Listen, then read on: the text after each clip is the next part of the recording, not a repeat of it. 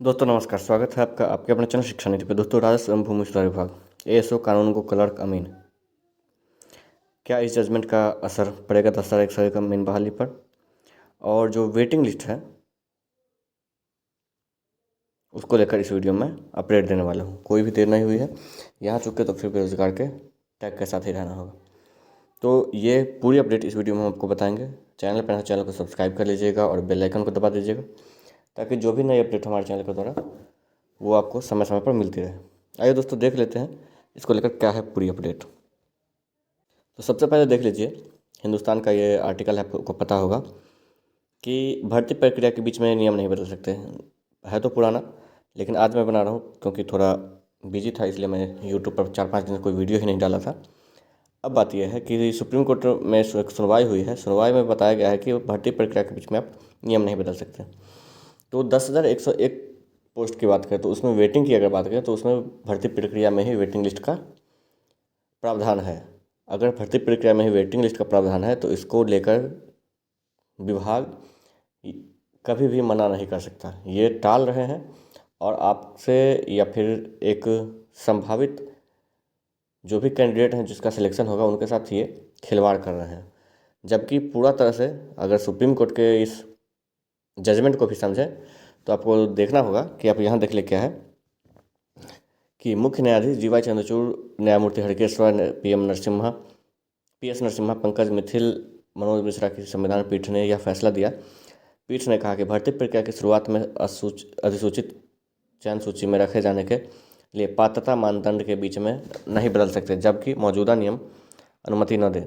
भर्ती के लिए विज्ञापन मौजूदा नियमों के खिलाफ न हो। ये तो नॉर्मली होगा। यहाँ जब आप देखेंगे तो आपको साफ साफ दिख जाएगा कि क्या है। अब देखिए कि भर्ती प्रक्रिया के लिए उचित प्रक्रिया तैयार करते हैं, लेकिन यह पारदर्शी है, गैर भेदभावपूर्ण हो। उन्होंने कहा कि मौजूदा नियम नियुक्ति प्रक्रिया के अहर्तों के मानदंड के संदर्भ में भर्ती निकायों के पर बाध्यकारी है। जहां नियम मौजूद नहीं है वहां प्रशासनिक निर्देश इस अंतराल में को भर सकते हैं। रिक्तियां हैं तो रिक्तियों से इनकार नहीं कर सकते। तो अगर मान के चलिए कि वैकेंसी है, या समझ लीजिए आप कि अगर वैकेंसी है, मतलब कि अगर 10,101 में 10,101 में 82 से 44 अमीन में अगर वैकेंसीज हैं उसमें ज्वाइन नहीं हुए हैं तो ये मना नहीं कर सकते। साफ साफ इसका आप यहाँ देख सकते हैं क्या लिखा हुआ है कि यदि रिक्तियाँ हैं तो सरकार, यहाँ नीचे देखिए, रिक्तियाँ हैं तो सरकार भर्ती बोर्ड, निकाय, चयन सूची में प्रतीक्षा या विचाराधीन आवेदक को नौकरी देने से मना नहीं कर सकते। तो यहाँ आप साफ साफ देख सकते हैं ये पूरी जानकारी। तो अब आपको ये समझना होगा कि अगर इसको लेकर विभाग या फिर डीएलआरएस बार बार मना कर रहा है तो उनको समझाना होगा कि देखिए सुप्रीम कोर्ट का निर्णय है, अब आपको वेटिंग लिस्ट देना होगा। आपने बहुत पिछले 4-5 महीने से बहुत ज़्यादा लोगों को बरगला लिया और बहुत ज़्यादा लोगों को आपने इसको लेकर अंधेरे में रख लिया। लेकिन जो मानदंड है, जो सरकार के सुप्रीम कोर्ट के दिशा निर्देश है, उसके अकॉर्डिंग आपको वेटिंग लिस्ट देना ही होगा और आपके प्रावधान में है। चूँकि डीएलआरएस के अगर बात करें, नियुक्ति प्रक्रिया थी जो वेटिंग लिस्ट ये 10,101 पोस्ट की, उसके अगर आप गैजेट को देखें तो गैजेट में साफ साफ 50% वेटिंग लिस्ट से लेने का प्रावधान दिया गया है।